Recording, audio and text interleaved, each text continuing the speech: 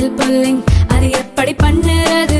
காலையில் எழுந்ததும் எதுவும் சாப்பிடாமல் இதயம் வளத்தை வாயில ஊத்தி நல்லா கொப்பளிக்கணும், அப்புறம் அதை துப்பிடணும். இதுதான் ஆயில் புல்லிங்.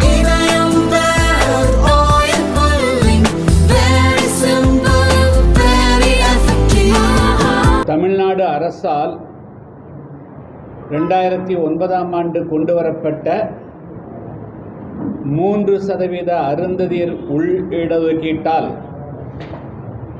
தமிழ்நாட்டினுடைய மிக பெரும்பான்மையாக இருக்கக்கூடிய வடக்கு மாவட்டத்தில் வாழ்கின்ற ஆதிராவிடன் அழைக்கப்படக்கூடிய பறையர் சமுதாய மக்களுக்கும் தென் தமிழகத்தில் இருக்கக்கூடிய தேவேந்திர குல வேளாளர்களுக்கும் மற்றும் பல்வேறு சிறுபான்மை சமுதாயங்களுக்கும் ஏற்படக்கூடிய பாதிப்புகள் குறித்து நடைபெறுகின்ற கருத்தரங்களில் கலந்து கொள்வதற்காகவும்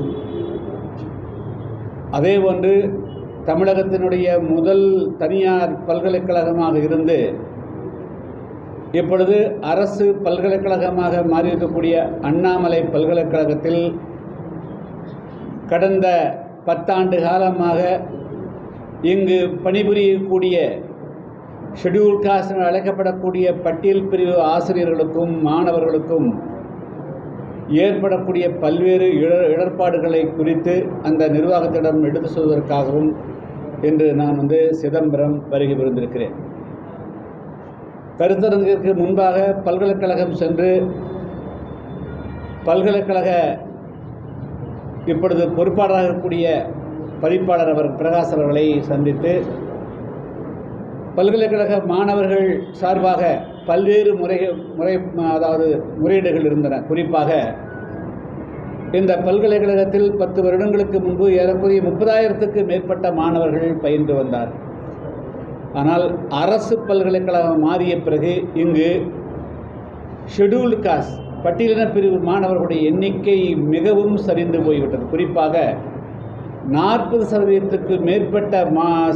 மேற்பட்ட மாணவர்கள் படித்துக் கொண்டிருந்த நிலை மாறி இப்பொழுது 18%க்கும் குறைவாக ஒரு நிலைமை உருவாயிருக்கிறது.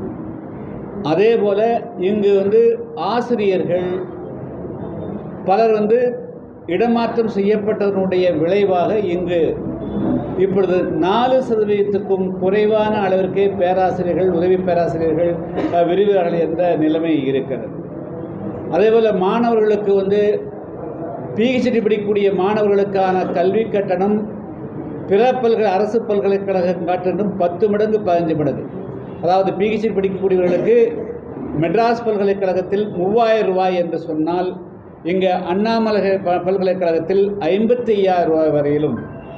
அதே போல் ஸ்காலர்ஷிப் மாணவர்களுக்கு உதவித்தொகை கிடைக்காத காரணத்தினாலே அல்லது காலம் தாழ்த்துகின்ற காரணத்தினாலே அவர்கள் பல பேர் தேர்வு எழுத அனுமதிக்கப்படாத நிலைகள். அதே போல் இங்கு உபரி ஆசிரியர்கள் என்ற பெயரில் தமிழ்நாட்டுடைய பல கல்லூரிகளுக்கு மாற்றப்பட்ட ஆசிரியர்கள் அங்கு எந்த விதமான அவர்களுக்கு வளர்ச்சியும் இல்லாமல் அவர்களுக்கு எந்த விதமான பொறுப்பும் இல்லாமல் 30 ஆண்டு காலம் பணிபுரிந்த ஆசிரியர்கள் கூட மிகவும் பரிதாபமான நிலையில் இருக்கக்கூடிய நிலைகள் என்று பல்வேறு விதமான பிரச்சனைகள். அதே போல் இந்த பல்கலைக்கழகம் துவங்கப்பட்ட 1929களில் இந்த பல்கலைக்கழகத்துக்காக பல பேர் எண்ணற்றவர்கள் நிலங்கள் கொடுத்திருக்கிறார். அந்த நிலம் கொடுத்தவர்களுடைய பிள்ளைகளுக்கு அரசு வேலை கொடுக்க வேண்டும் என்பது விதி. ஆனால் அதெல்லாம் எதுவுமே இங்கே கடைப்பிடிக்கப்படவில்லை. அதே போல் ஓய்வு பெறக்கூடிய கடற்கரை ஊழியர்கள், இடைநிலை ஊழியர்கள் அவர்களுக்கு பென்ஷன் கிடைப்பதில்லை. அவர்களுக்கு கம்பாஷனட் கிரமில் கருணை அடிப்படையில் அவருடைய குடும்பத்தாருக்கு வேலை கொடுக்கணும். இதுபோன்று பல குறைபாடுகள் இங்கே இருந்தன. அதையெல்லாம் அரசனுடைய கவனத்திற்கு கொண்டு செல்லும்படி இன்று பதிவாளரை சந்தித்து நான் எடுத்து சொல்லியிருக்கிறேன். பதிவாளர் அவர்களிடம் அதையெல்லாம் எடுத்து சொல்வதாக சொல்லியிருக்கிறார்கள். அதே போல் இப்பொழுது கருத்தரங்கு மிக முக்கியமாக தமிழ்நாட்டில் தமிழ்நாட்டில் சமூக நீதி தான் தமிழ்நாட்டினுடைய அரசனுடைய திராவிட மாடல் அரசனுடைய கொள்கை என்று அவர்கள் சொல்லிக் கொள்கிறார். ஆனால் அண்ணல் அம்பேத்கர் அவர்களால் அரசியல் சாசனம் எழுதப்படுவதற்கு முன்பாக 1921களிலே இருந்து, அதாவது மெக்டொனால்டு என்று அழைக்கப்படக்கூடிய ஆங்கில பிரதமர் இந்த காலத்தில் இருந்து கம்யூனிட்டியை முதல் முறையாக இடஒதுக்கீடு எல்லா சமுதாயங்களுக்கும் கொடுக்கப்பட்டது. அதுதான் நீதி கட்சியாக இருந்தது எல்லாருக்கும். அதுக்கு பிறகு அண்ணல் அம்பேத்கர் அவர்கள் அரசியல் சாசனத்திலேயே சோஷியல் அண்ட் எஜுகேஷனலி பேக்வர்டு அழைக்கப்படக்கூடிய இந்தியா முழுமைக்கும் பல்வேறு சமுதாயங்கள், தீண்டாமை கொடுமை காலார சமுதாயங்கள் எல்லாம் ஒன்றிணைத்து அகில இந்திய அளவில் 15%, பட்டியல் பழங்குடி மக்களுக்கு 7-22.5%. தமிழ்நாட்டினுடைய எண்ணிக்கையை பொறுத்த மட்டிலும் 18%க்கு மேலே இன்றைய கணக்குப்படி 22%. இவங்களோட 18% வந்து கொடுக்கப்பட வேண்டும் என்பது அரசியல் சாசனத்தை இருக்கிறது. ஆனால் 2009ஆம் ஆண்டு இந்த மக்கள் படித்து, பறையர் சமுதாய மக்களும் தேவேந்திர மக்களும் படித்து அவர்கள் கொஞ்சம் முன்னேறுகிறார்கள். ஏன்னா வேலை வாய்ப்பாக தனியார் தொழில் தொடங்க முடிவதில்லை. அவரால் முன்னேறி செல்ல முடியும். ஒரே ஒரு வாய்ப்பு இருக்கக்கூடியது அரசாங்கத்தினுடைய துறைகளில் மட்டும்தான் முன்னேறி செல்ல முடியும். ஆனால் இதை கூட சகித்து கொள்ள முடியாதவர்கள் இந்த பறையர் சமுதாய மக்கள், தேவேந்திர மக்களுடைய முன்னேற்றத்தை தடுத்திட வேண்டும். அதை சகித்து கொள்ள முடியாமல் அன்று கருணாநிதி அவர்களால் 3% அருந்தீர் உள்ளொதுக்கீடு, அவங்க அருந்தீர்னு சொல்லக்கூடியவர்கள் பெரும்பாலும் ஆதி ஆந்திராக்கள், அவர்களுக்கும் தமிழ்நாட்டுக்கும் எந்த சம்பந்தம் கிடையாது. அவர்கள் பெரும்பாலான தெலுங்கு பேசக்கூடியவர்கள் என்று அது கமிஷன் போடுறதுக்குள்ள அது அந்த நீதி அரசருடைய இதிலேயே அவர் ஆந்திராவை சேர்ந்தவர்கள் என்று சொல்லப்பட்டிருக்கிறது. எனவே தமிழ்நாட்டில் இருக்கக்கூடிய இந்த மக்கள் ஒரு மொழியை மட்டும் பறையர் சமுதாய மக்களும், தென் மாவட்டங்களில் வெள்ளர் என்று அழைக்கப்படுகிற தேவேந்திரோட 2 சமுதாய மக்களுக்கும் தமிழ் மொழியை பற்றி தெரியாது. அவர்கள்தான் தமிழ்நாட்டினுடைய வேறாக இருக்கக்கூடியவர்கள்.